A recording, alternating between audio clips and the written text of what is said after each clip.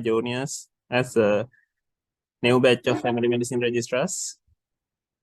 And this is customary to have a presentation on every other Fridays.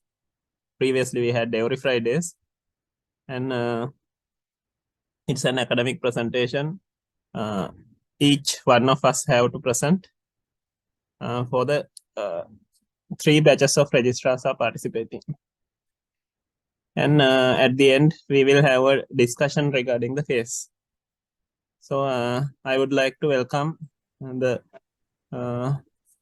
new batch of the juniors, new family medicine registrars to the family of family medicine. And also I would like to welcome Madam Lalanta Senaratna, our course coordinator and Board of Studies member. She will be closely observing the lecture, and she will comment on our performances. So today's speaker is Dr. Waruni Hettiarachchi.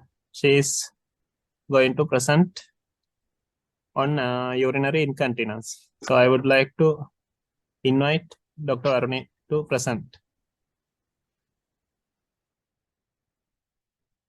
Good evening, everybody, and good evening, madam. Thank you, Prabhat, for your kind introduction. Shall we move into case presentation?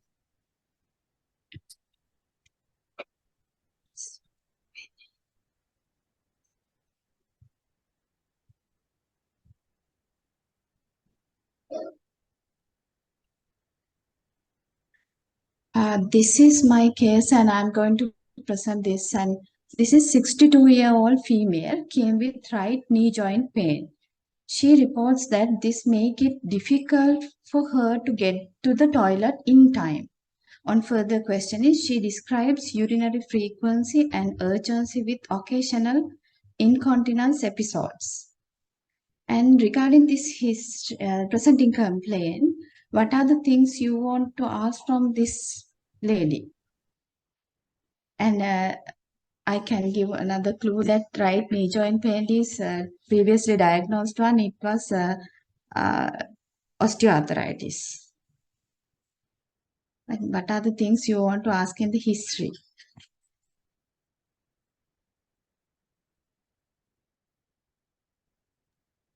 As usual, I would like to know the time duration of the complaint, Okay. how it has onset, and how was the progression, Yes. and how it affects her day-to-day activities. Yes.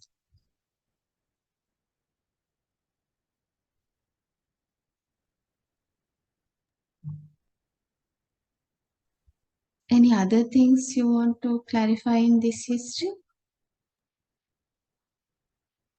A bit more details about the incontinence, like associations and the type, the previous history. Okay. Drugs, medical conditions, Okay. spinal diseases, anything that can affect the reflex to the bladder. What kind of a reflex means that? The specifically? The nerves connecting the bladder that go around the spine and come back to it, which has some connections. So any trauma or neuropathies or drugs that can affect that axis. Yes, we can ask that. Okay. About stress incontinence, like UV products and those things? Yes, we can ask that. Okay. And any red flags like loss of weight, loss of appetite because endometrial CA and ovarian CA, some bladder CA can cause. Yes, we can ask that also. And also, because of the urinary frequency features of diabetic, we have to ask, and urinary dysuria, fever also. Yes, and we have to exclude those things. And so, yeah, those things And also should Waruni, come. Yes. I would Yes, like to Linus? ask, this is a 62-year-old female, so by this Yes. time she can have uterine prolapse and other like things. So I want to ask whether she has any lump at vulva or not. Okay, okay. Yes, that's very good. Okay, we And- can ask that also. And also drugs, Waruni, like fusamide or any diuretics, Diuretics. What are the other drugs you want to ask? whether the patient is on fusamide or especially fusamide or spironolactone. Yes, we can ask that also. Okay. And the past gynecological and obstetric history, whether she had instrumental deliveries or Yes. any birth-related trauma. Traumas like that. Yes, we Yeah. can ask. Yeah. I also want to ask about any features of infection like abdominal pains and any smelly urines, any fever. Those Okay, things. we can ask that also. Yes. Also, Waruni, the yeah. distance to the washroom, whether it is very close or very inside the room or outside, and Yes. Can any ask that difficulty to go to the washroom other than Yes. the knee pain. Yes, other than knee pain, yes. Yes, we can ask that also. And how about the psychological aspect? Do you want to ask any questions regarding that? Cognition. Yes, that also we have to ask about. Yes, shall we move the next part of the history? And on further questioning, she feels sudden strong desire to pass urine. Usually she loses urine on the way to toilet. She feels this strong desire when even when she heard the running water. Volume of urine is varying from few droplets to flooding. So she must wear pads or diapers daily. And she had urgency and frequency of urine and nocturia. She can't predict at which activities she get urinary leakage. No specific leakage with cough and sneeze. No dysuria, low abdominal pain, fever or chills. No night pain, red color urine, loss of appetite or loss of weight. No early morning headache or vomiting.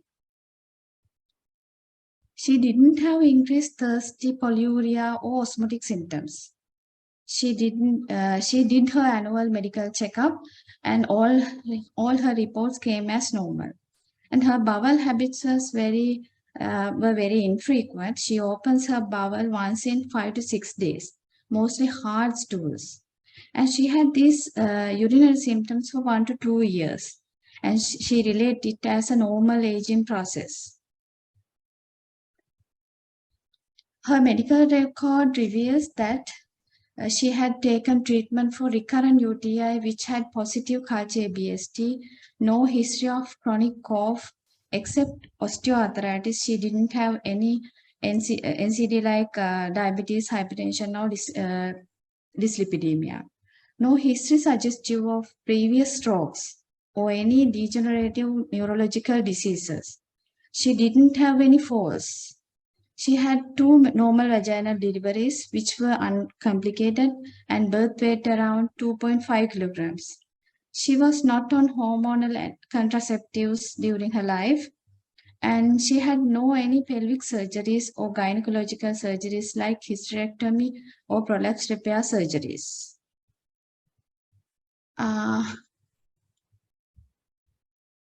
And she wishes to have early solution for this condition, and she worried about her urinary symptoms much, and it avoids her to participate many social engagements and some long distance traveling, which she most likes.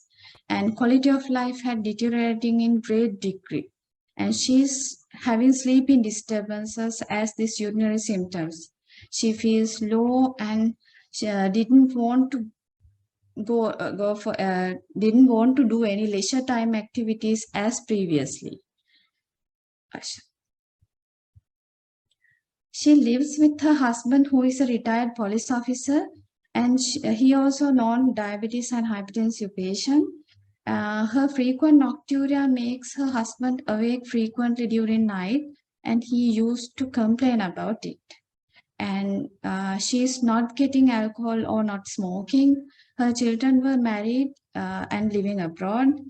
Nobody is noticed any behavioral disturbances or frequent falls. Those are the facts we have found that in the history. And in examination part, we have found that she's afebrile, not pale, no renal angle tenderness, and she has some low mood, and PHQ assessment comes as a 6, that is mild depression was there, and her BMI is 29. Abdominal examination, no pelvic masses, no palpable bladder, no cough impulse or at hernial orifices, and vaginal examination, no urethral stricture, no pelvic organ prolapse, vaginal mucosa is atrophied bit, and no pelvic masses or pain. And uniform cough stress test is negative here, and no visible leakage of urine through the urethral meatus. CNS examination is perianal sensation and anal tone is normal. Mini-mental examination is normal. No gait abnormality detected. CVS examination totally normal, and no dependent edema also there. So in that case, what are the DDs we can take? Detrusor instability, overactive bladder syndrome. Okay.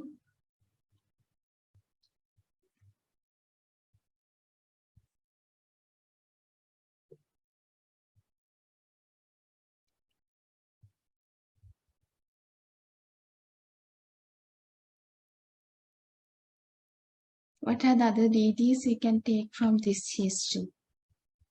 And what?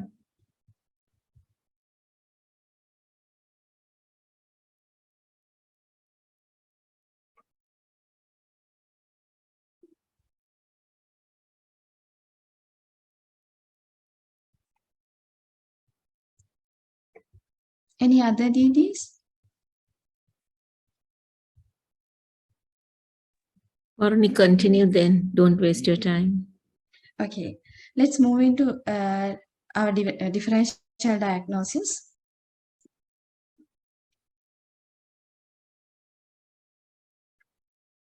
Uniform cough test is patients to be in supine position, in lithotomy position with 200 to 400 ml of fluid in the bladder. And we have to ask the patient to cough forcefully for 4 times. And we have to examine that whether the urethral meatus is the presence of leakage. That is uniform cough test.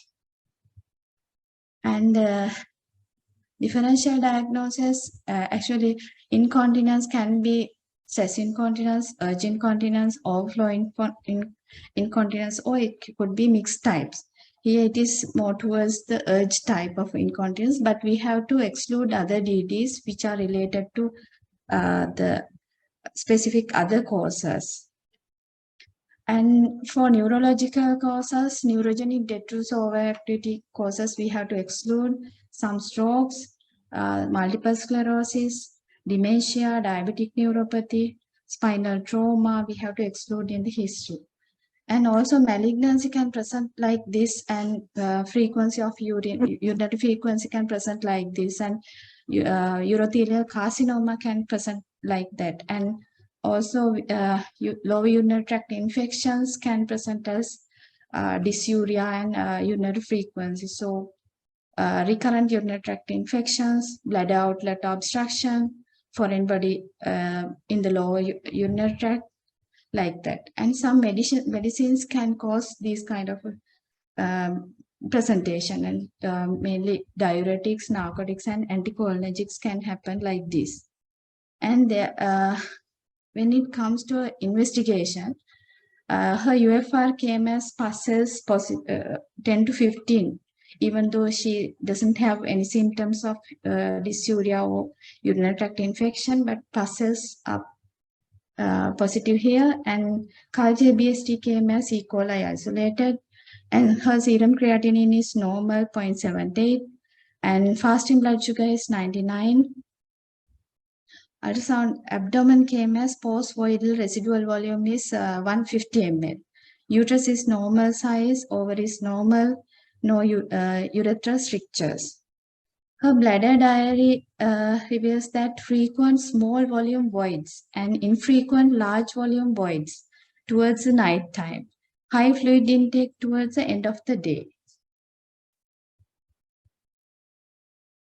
This is the bladder diary. We have to ask from the ask to maintain for 3 days, and what are the type of fluids and the amount and urine output, and with that what are the symptoms she get and how urgent it was, and activities at that time, whether it is activity related or not, and whether there is a leakage or not. So we have to ask to maintain this kind of a bladder diary for 3 days. And here actually patient is having a urge incontinence. So we have treated like according to the patient. We are coming to the management part later. And shall we move to the discussion part here? And urinary incontinence, it is very underdiagnosed and under-reported condition. It is affecting 38 to 55% of women older than 60 years. And females affecting twice commoner than males. And there are few types of urinary incontinence, stress incontinence, urge incontinence, functional and mixed types. And it is not one disease entity, and it is the tip of an iceberg. And because most patients are not coming with their symptoms, and many people are very embarrassed to disclose their symptoms. So it is a tip of an iceberg actually, and it has huge impact on health-related quality of life among elderly. So we have to proactively ask about this urinary symptoms when it comes to elderly. And there are various types of urinary incontinence, and if we going through these definitions quickly, the stress incontinence is urinary leakage, which is associated with increased abdominal pressure, laughing, sneezing, coughing, and climbing, like physical activities like that. And urge incontinence is urinary leakage accompanied with the immediately preceded by the urgency. That is main part of differentiation. And overactive bladder is underlying pathology of urge incontinence. It has some 3 parts. The urinary urgency, which is hallmark of the symptoms in overactive bladder, and it also urinary frequency and nocturia, urinary incontinence may or may not be present with the overactive bladder.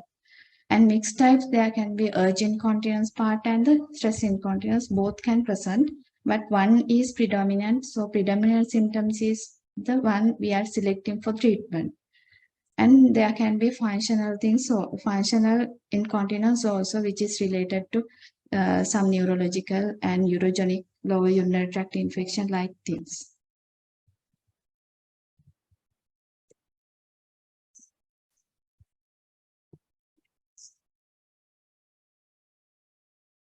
And when we come to pathophysiology of overactive bladder, it is a storage symptoms with or without urge incontinence. The storage symptoms mainly urgency, frequency, and nocturia. Urgency is hallmark of overactive bladder, and it defines as sudden, compelling desire to urinate. Urge incontinence is urinary leakage, which is associated with urgency. So overactive bladder is the underlying pathology of urge incontinence. It has mainly two types.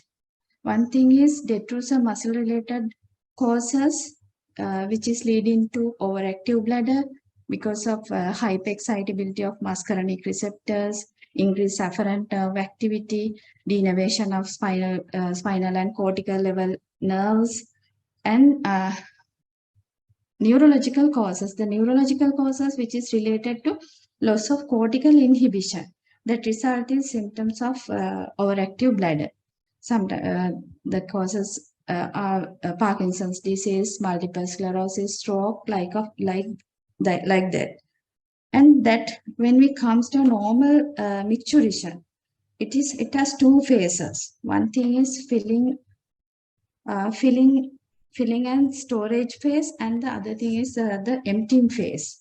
So normal micturition has several other the control processes, central control, sacral reflex, and somatic control also there. Normal voiding is a spinal reflex. It is modulated by the central nervous system.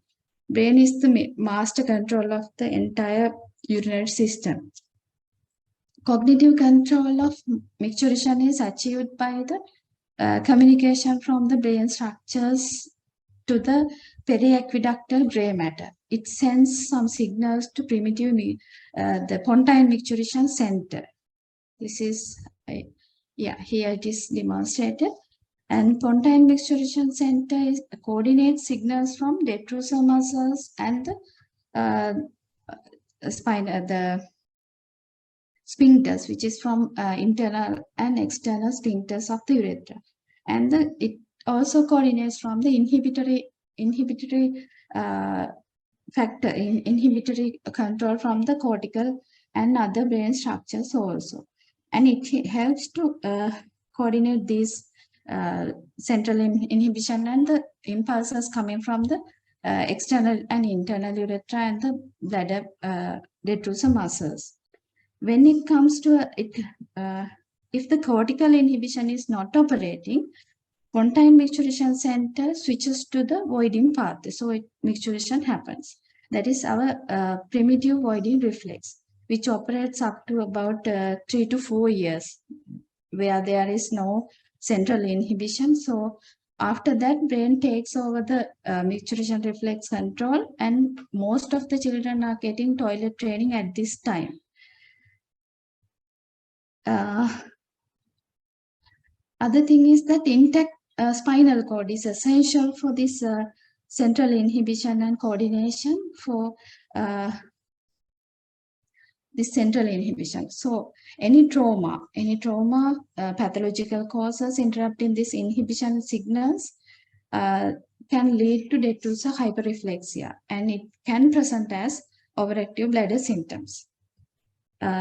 At sacral spinal cord level, there's a primitive voiding reflex operates, and any damage to at that time that the sacral micturition center is like this, any damage to that area, and it will cause that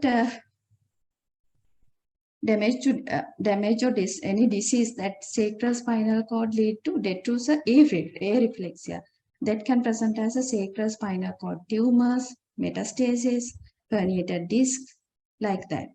Patient can develop urinary retention in that condition, usually not present as overactive bladder symptoms. Somatic control is the next one, that is operates where the pelvic floor muscles and external urethral sphincter.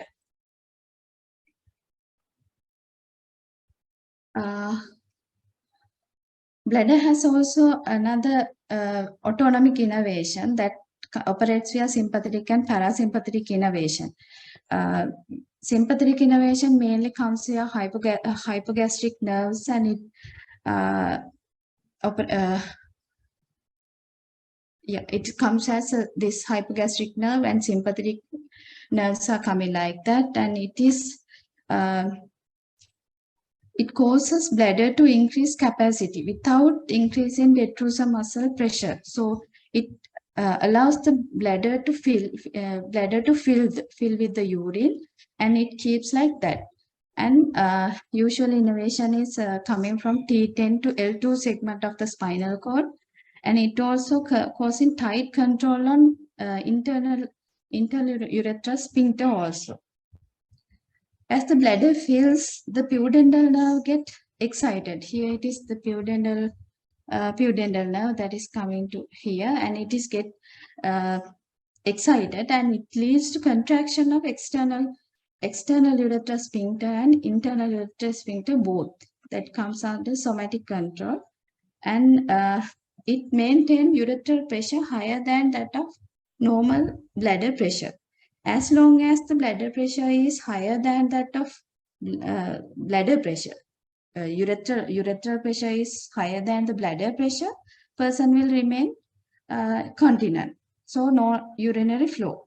So we have to, when we are achieving our toilet training, we are achieving this.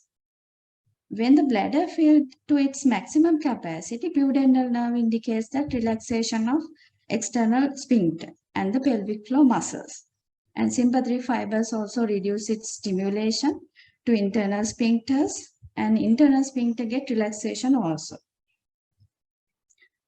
In that case, parasympathetic nerve fibers also get contraction, the activation, and it comes via this pelvic nerves. Pelvic nerves comes, the parasympathetic fibers coming through the pelvic nerves into the bladder, the detrusor muscles, and it get contraction through the M3 receptors. I think it is M3 receptor, M2 and M3 receptors in the bladder wall, and it get contracts, and the net function is urethral pressure is becoming lower. Then it, when it is come to lesser than that of bladder pressure, voiding reflex is occur. This is a normal micturition reflex. I just remembered because of we are going to block this M3 muscarinic receptors by drugs in our management part. Distribution of cholinergic and adrenergic receptors in the bladder. It is mainly M2 receptors and M3 receptor subtypes. M3 receptor is the primary stimulus to bladder contraction, and beta 3 is sympathetic fibers receptors, and it mediates detrusor muscle relaxation. And this is pathophysiology of overactive bladder we have discussed up to now. This is mainly urothelial factors, myogenic factors, both are together we have taken as muscular, the detrusor muscle overactivity due to muscle conditions, and this is neurogenic factor, and some other specific conditions can also present as overactive bladder symptoms. Metabolic syndrome and diabetes mellitus also coming into this category. Yes, this is the two broad categories we have discussed up to now. And neurogenic pathways we have discussed, and any damage to central inhibitory pathways can present as overactive bladder symptoms. And this is the prevalence of overactive bladder by the age and the gender. And you can see that this is blue line is men who are continent at the age of 65. It is higher prevalence in males, and also females who are continent. Continent is lower than that of prevalence is very low, and their incontinent number get more higher value than continent ones.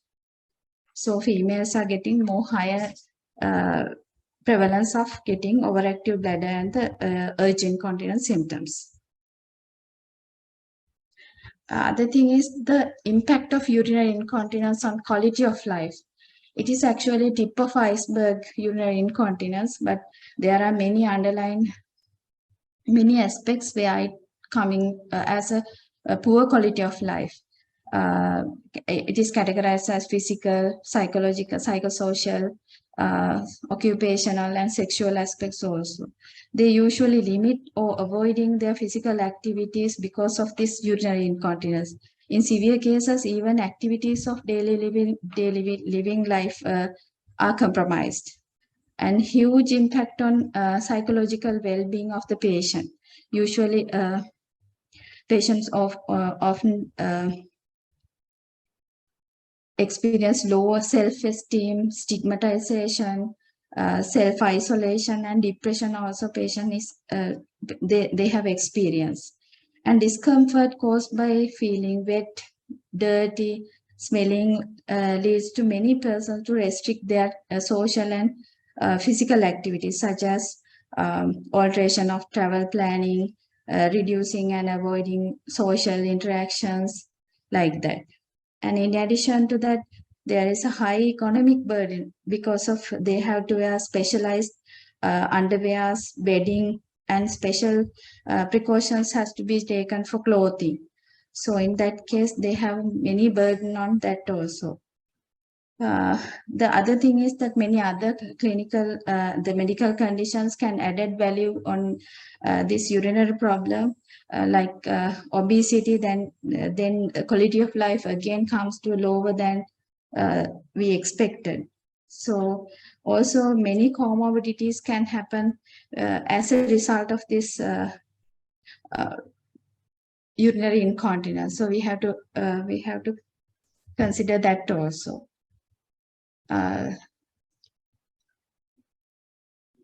Yes, then we come to risk factors and contributory other factors for overactive bladder. That is non-modifiable risk factors, age, sex, female sex, and some metabolic syndrome causes and postmenopausal hormonal changes, benign prostatic hyperplasia, pelvic organ prolapse in females.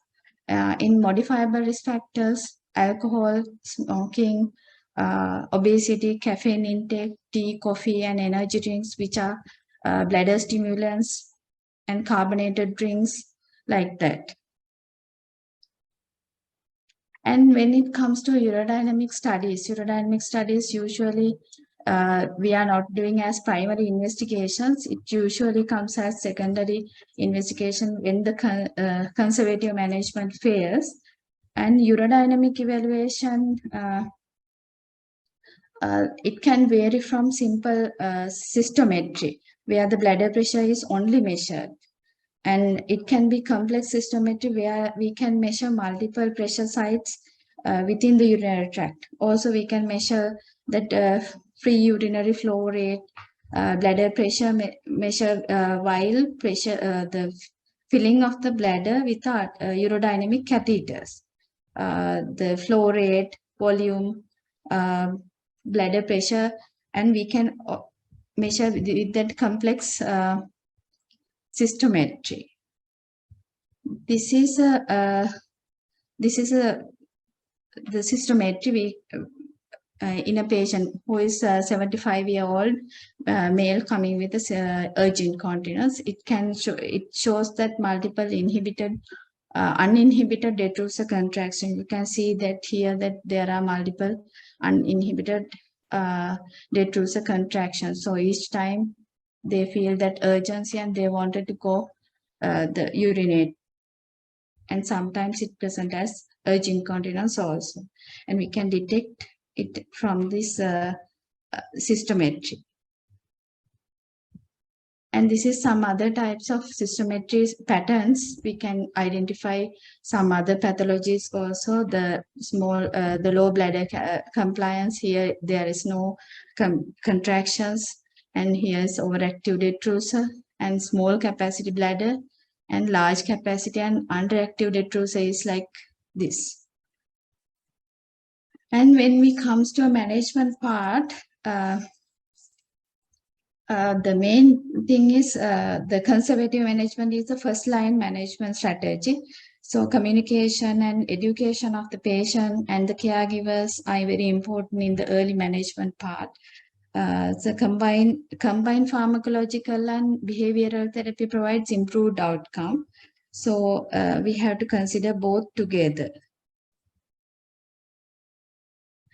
And other thing is that we have to treat the modifiable risk factors like weight reduction and treating for infections, and a reduction in exposure to bladder stimuli like alcohol and caffeine cut down, smoking, quitting of the smoking, carbonated beverages should be stopped, like that.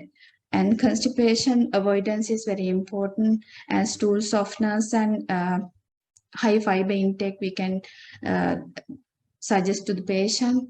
And fluid optimization is very important in this kind of a patient who is having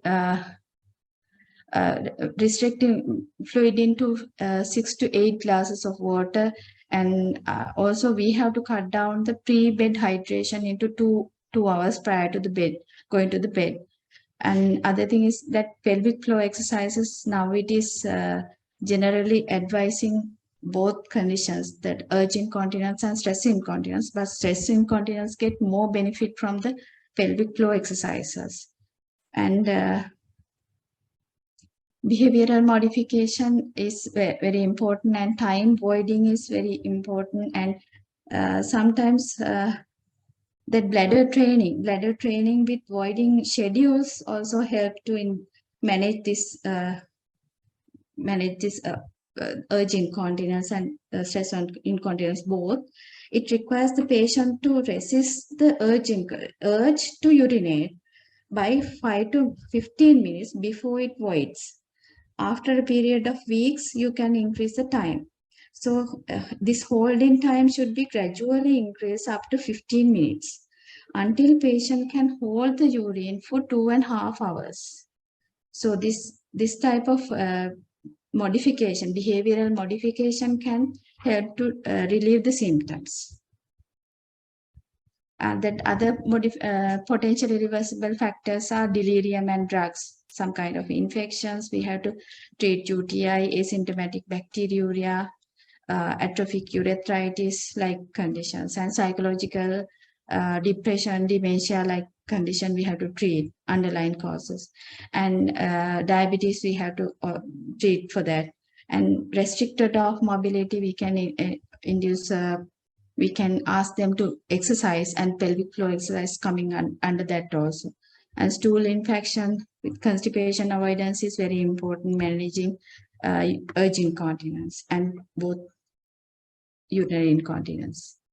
And dietary modification, we have discussed this previously. Avoid food and beverages irritating the bladder, coffee and caffeine, reduce fluid intake towards the evening part of the day, and avoid constipation.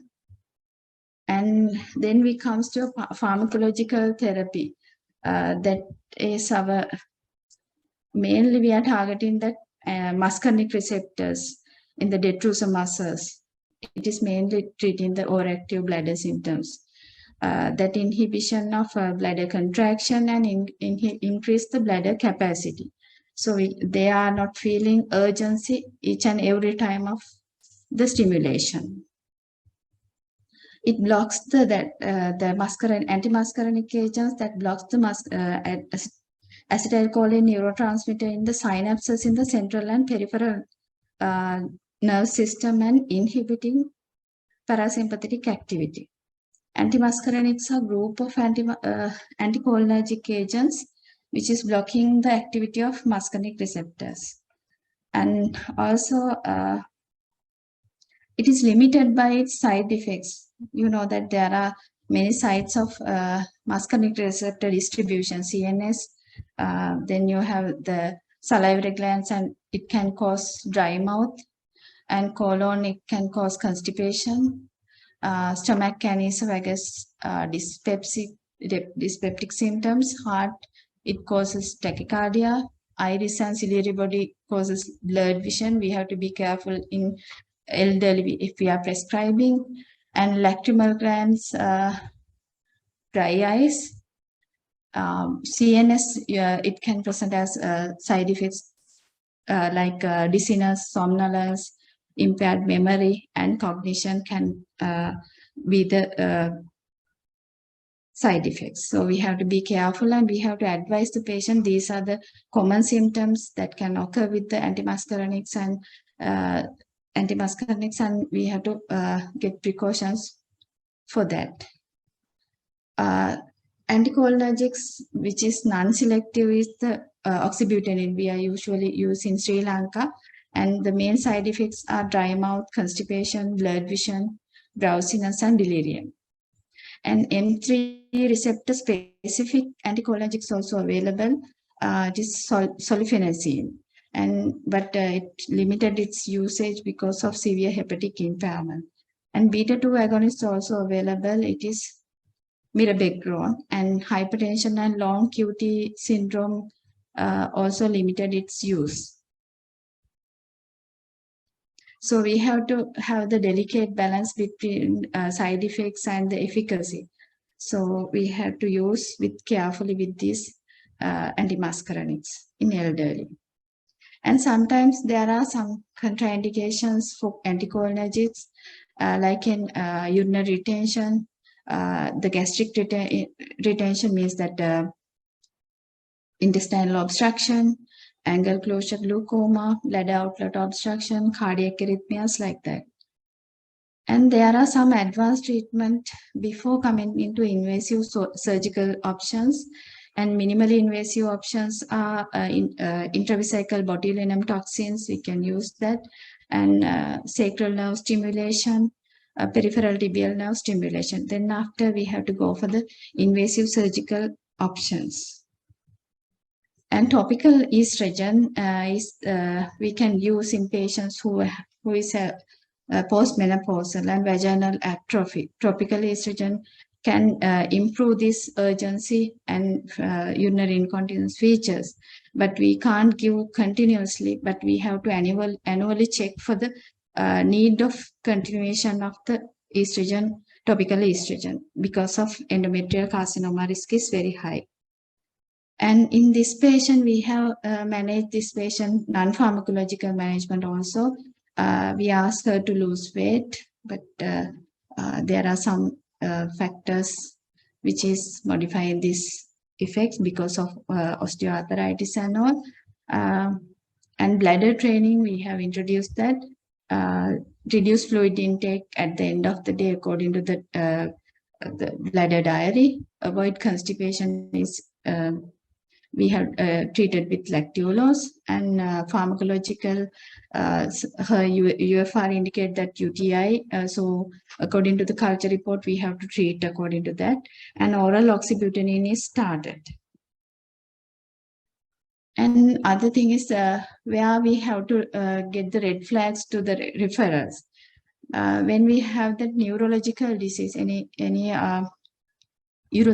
suspicious causes of urothelial carcinoma, we have to send them early to the referral for the discover the underlying disease. So other thing is hematuria. If the patient is presented with hematuria, progressive renal compromise, in that case we have to evaluate the urinary tract, any obstruction or any cancer causing cancer or some other causes for the hematuria and renal compromise. So other thing is that smoking and if there is suspicious things to urinary cytology, previous urological malignancies, in that case we have to refer them early. Other thing is that if the patient is refractory to medical treatment, so we have to refer for the surgical interventions. And this is flow diagram about the management part. Same thing we have discussed here. And what is the difference between overactive bladder and then stress incontinence? Here it is. It shows that overactive bladder, where the muscle is going to be contracting here, and it causes urinary leakage.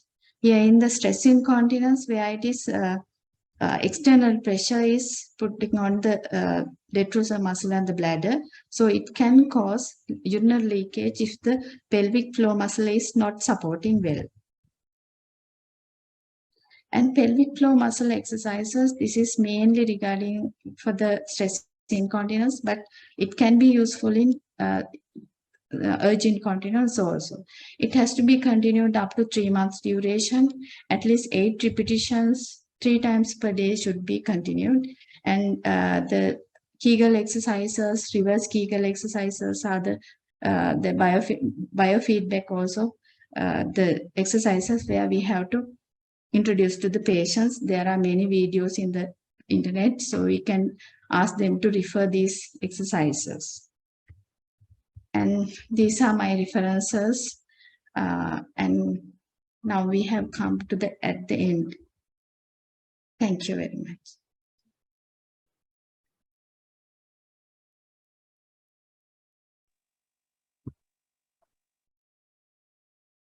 Thank you very much, Aruni, for that very informative presentation. I think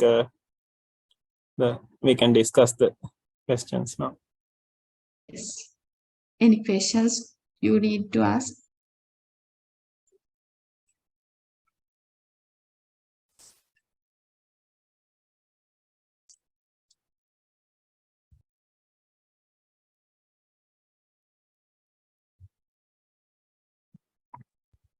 Waruni, what is mean by reverse Kegel exercise?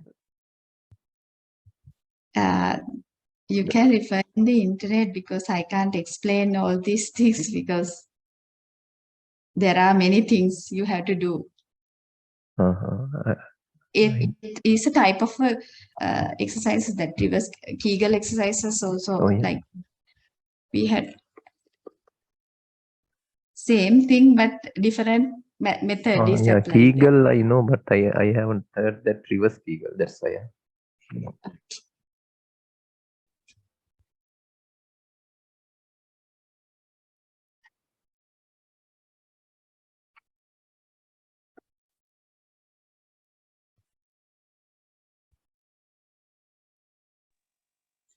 Waruni, thank you very much for your nice presentation. It's very comprehensive. I want to know about it's so that she's 62 years old, but there's a UTI going on with E. coli infection. Did you Yes. ask about any sexual practices with them?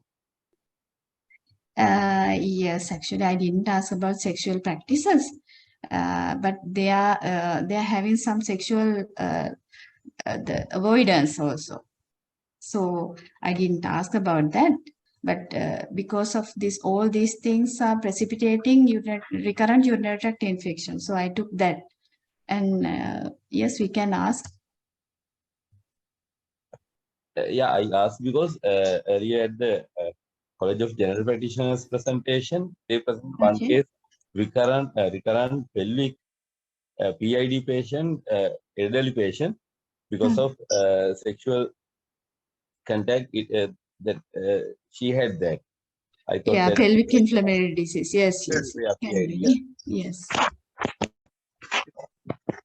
Here it is other way around. They are not practicing actually.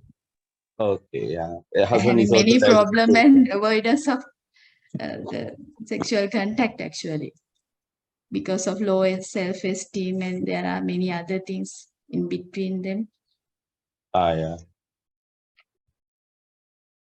And the patient is having constipation. Is there any contribution for that?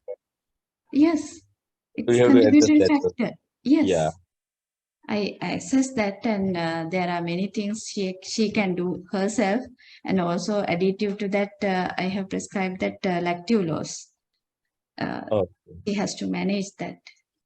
There are many things she has to manage, but with the time it will settle. I expect that. Yeah, with the constipation, they will have more urinary retention and overflow incontinence rather than urge incontinence. Is it? Yes. Not Yeah. directly urge incontinence. This urinary incontinence is precipitated by constipation. Yeah. Yeah.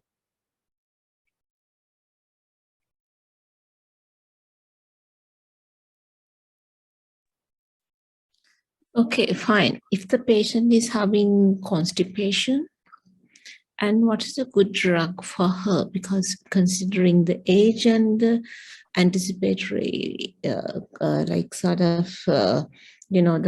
pathological diseases, what is the most sort of good medication to treat constipation in this patient?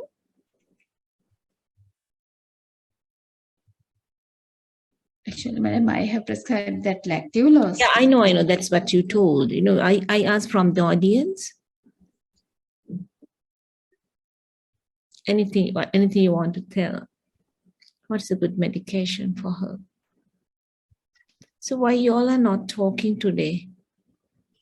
It is for you all better share your knowledge. It is for the knowledge sharing. What are the types of medication we use to treat constipation? If I put it that way,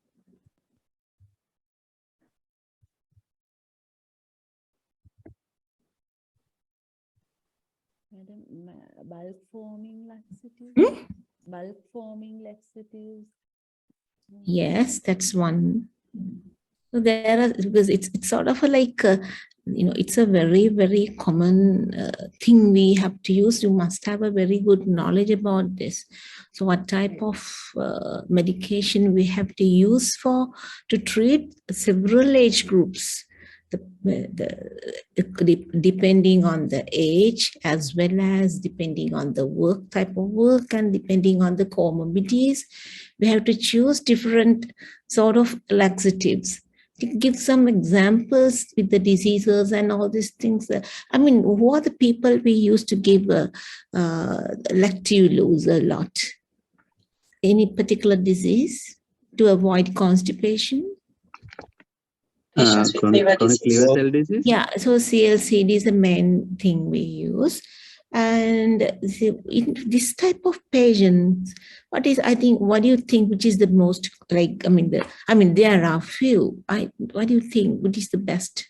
Because if you use more like sort of this sort of like medication, like lactulose, so there are some other repercussions, like giving this much of laxatives for like this lactulose to this patient. And because of that, what is the most, suitable medication for her? There are a few. What do you think?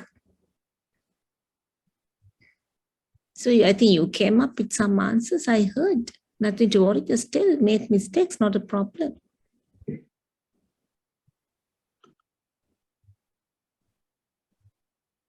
No idea? Coloxyl Sena?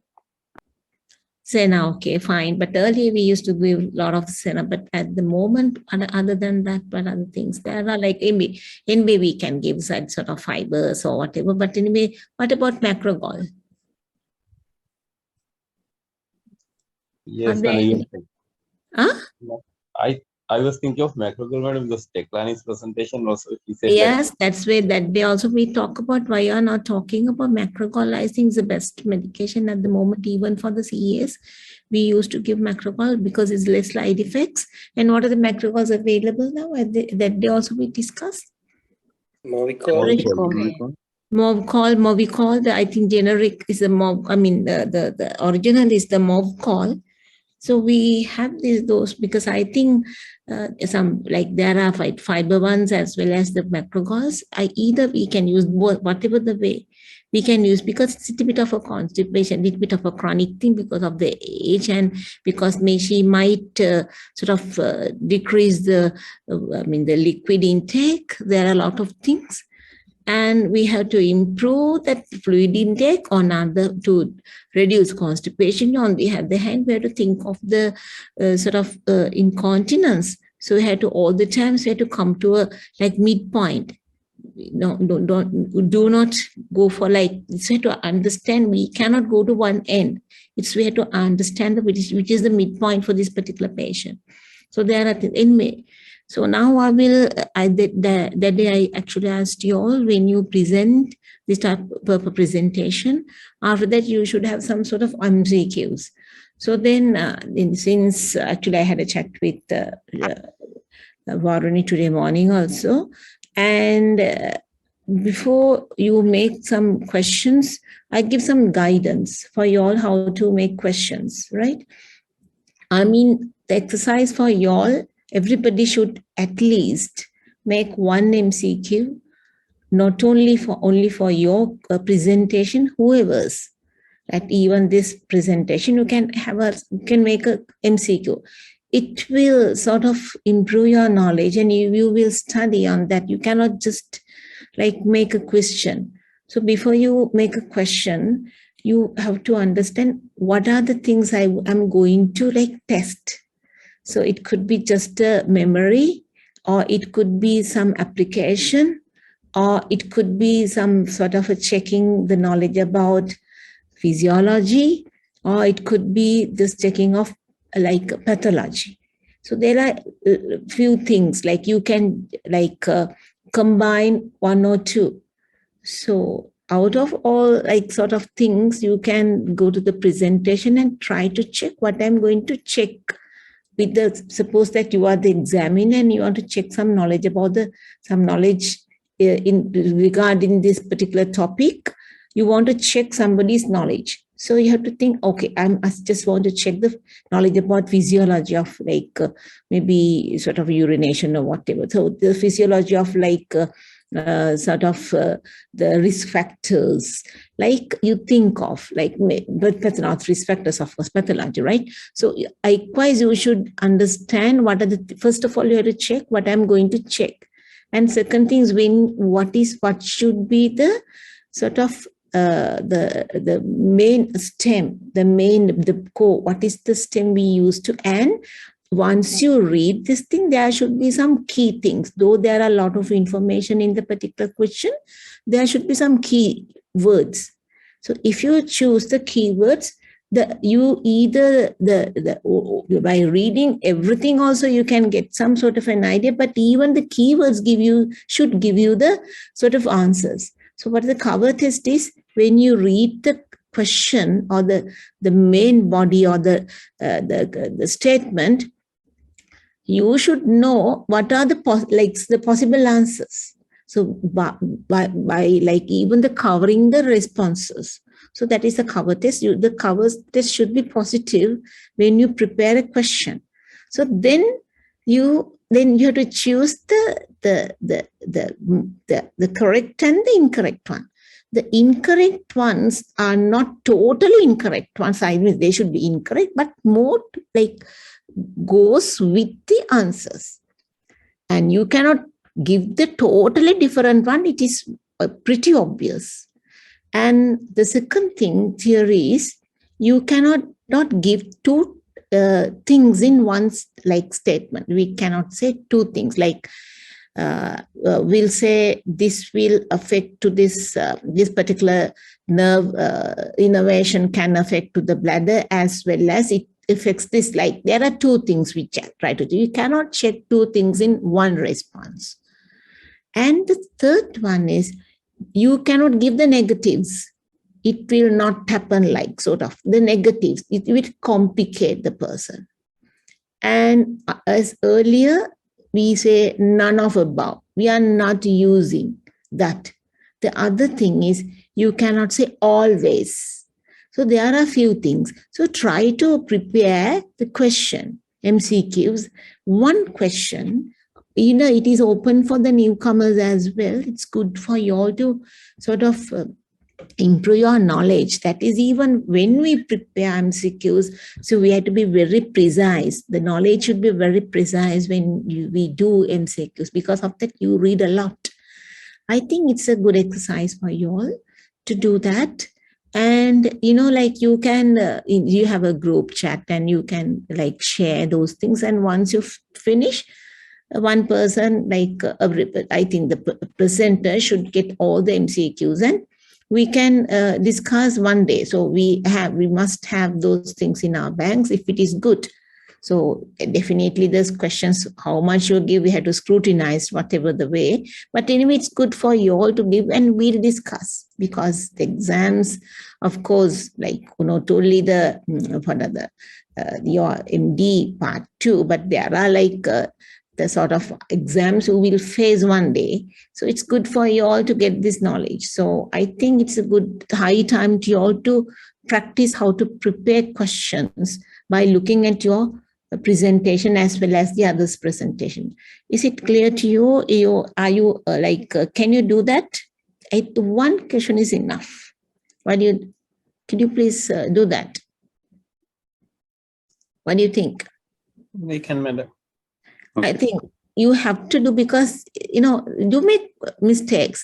So by, you know, if you make mistakes only when you answer the questions, you know, these are the mistakes I've done.